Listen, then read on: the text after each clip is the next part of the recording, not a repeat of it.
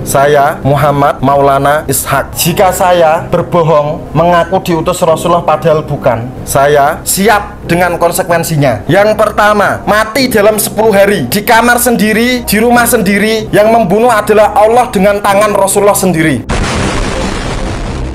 A'udzubillahiminasyaitonirrajim. Bismillahirrahmanirrahim. Teman-teman, kali ini saya memiliki pembahasan mengenai mubahalah, di mana ada pendukungnya Kiai Himad yang dia melakukan mubahalah, ya teman-teman, mubahalah dengan membela mimpinya.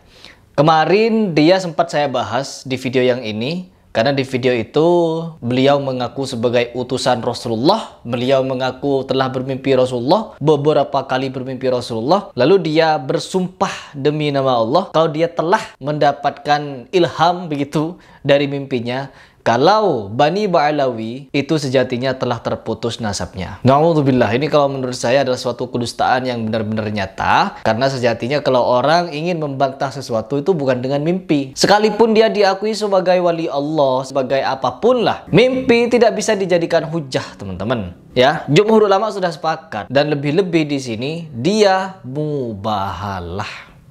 Kalau kita melihat fenomena seperti ini, kadang kita bertanya-tanya, sebenarnya tujuan mereka ini apa? Terlebih lagi di situ mubahalahnya kurang wajar, ya. Saya sudah nonton full itu, di mana dia mengucapkan beberapa kalimat, yaitu mengenai dia diutus Rasulullah, sejatinya itu adalah mimpi yang benar-benar dia alami untuk memutus nasabnya Bani Ba'alawi. Ini poin yang perlu kita tanggapi secara serius, karena di situ dia membawa-bawa Rasulullah. Seandainya statement seperti ini bisa kita anggap normal dan biasa-biasa saja, serta pengakuan seperti ini bisa kita jadikan hujah di dalam memutus nasab, maka keputusan tersebut akan dilawan juga dengan mimpi. Karena para ahli sufi-sufi ini, terkhusus di Bani Ba'alawi, mereka banyak berceramah dengan mimpi, teman-teman. Mimpi si fulan masuk ke alam barzah, mimpi naik ke surga, mimpi ini, mimpi itu. Banyak mereka menggunakan mimpi di dalam ceramahnya. Khawatir kalau peringatan dari jumhur ulama, kalau mimpi itu tidak boleh dipakai menjadi hujah, maka nanti akan ada perang mimpi. Akan ada perang mimpi antara Bani Ba'alawi dengan orang-orang yang pro dengan Kiai Imad, teman-teman. Jadi nanti tidak ilmiah lagi ini. Rebutan-rebutan mimpi nanti, yang ini mimpi dengan Rasulullah begini, begini, begini.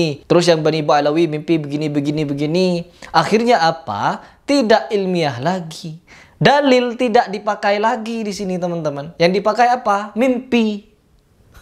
Pakai mimpi nanti dialognya. Karena apa? Dikhawatirkan nanti ada orang-orang pendusta yang menggunakan mimpi, nyamar-nyamar jadi wali Allah, nyamar-nyamar jadi orang takwa untuk membuat kerusakan. Karena apa? Sebelum ada orang yang mengaku-ngaku mimpi ini, dulu Abdullah bin Sabah, tanpa dia mengaku bermimpi bertemu Rasulullah, dia sudah bisa menyebabkan kerusakan. Apalagi ada orang yang mengaku bermimpi Rasulullah, ya bersabda begini, begini, begini, dan dijadikan hujah. Alangkah lebih bahayanya ini. Akan banyak nanti orang pendusta berdusta atas Nabi Muhammad dengan tujuan yang tidak benar. Itu poin yang pertama saya tanggapi tentang mimpinya. Terus yang kedua tentang mubahalahnya. Kalau beliau ini yang mengaku dia telah melakukan mubahalah, sedangkan dia tidak bertemu dengan pihak terkait. Mubahalah model apa kalau sendirian? Ya, mubahalah itu dilakukan dengan dua orang, ya, dengan dua orang yang berseteru dan saling melaknat begitu. Ini enggak, ya, mereka Gus Fuad, ya Allah, Kang Fuad ini masa tidak tahu bagaimana tata cara mubahalah? Sampai-sampai dia yang mengangkat Al-Quran di atas kepalanya. Ini mubahalah atau ikrar? Kalau kita mau berikrar gitu ya, mau bersumpah di bawah Al-Quran, boleh. Tapi di situ dia menyebutnya mubahalah. Apa kurang tahu bagaimana tata cara mubahalah? Allah. Ini keunikan atau keanehan pertama yang saya tangkap di situ, teman-teman. Mengaku sudah mubahalah, membela mimpinya, tapi tidak ada saksi dari pihak lawan. Harusnya kalau mau bermubahalah ada saksi, bukan sendirian, tapi ada lawannya. Tuh, yang kedua. Sekarang poin yang ketiga. Di mubahalah itu terucap kalau si fulan ini bersedia mati dalam jangka waktu 10 hari. Dan matinya bukan main-main teman-teman, tetapi mati di tangan Rasulullah Shallallahu Alaihi Wasallam. Bayangkan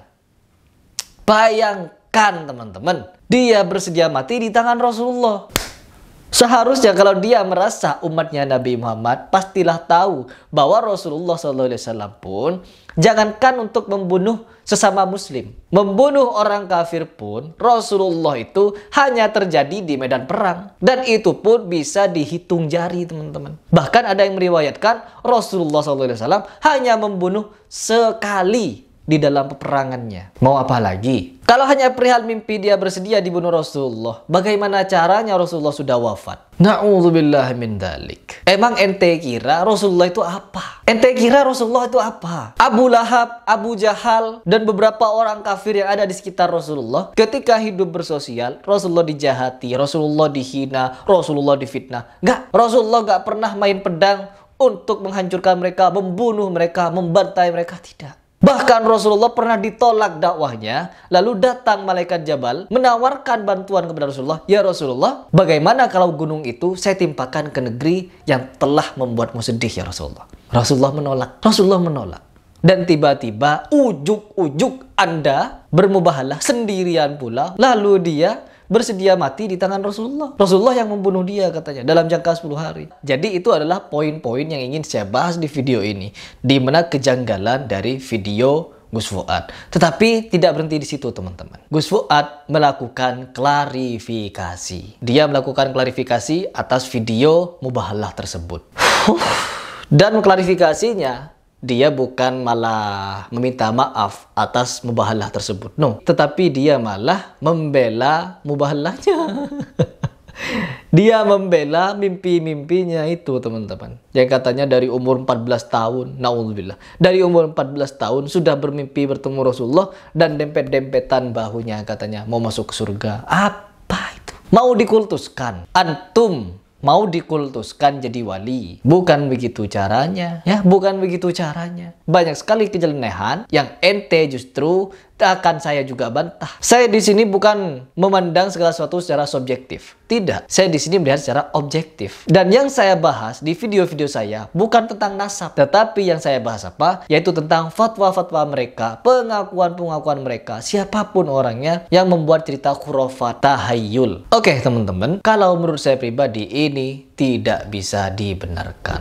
Mau mubahalah kek, mau mati 10 hari kek, mau bilang apapun dia, tetap ini tidak dapat dibenarkan. Mau diklarifikasi sebagaimanapun oleh Gus Fuad, itu tidak akan merubah kenyataan yang telah Anda lakukan. Tetap kita akan menentang perbuatan kalian. Apalagi kalian tahu sendiri ini Gus Fuad ini bagaimana. Jadi mari kita berpikir, dan mari kita berpikir secara cerdas di dalam melakukan segala sesuatu.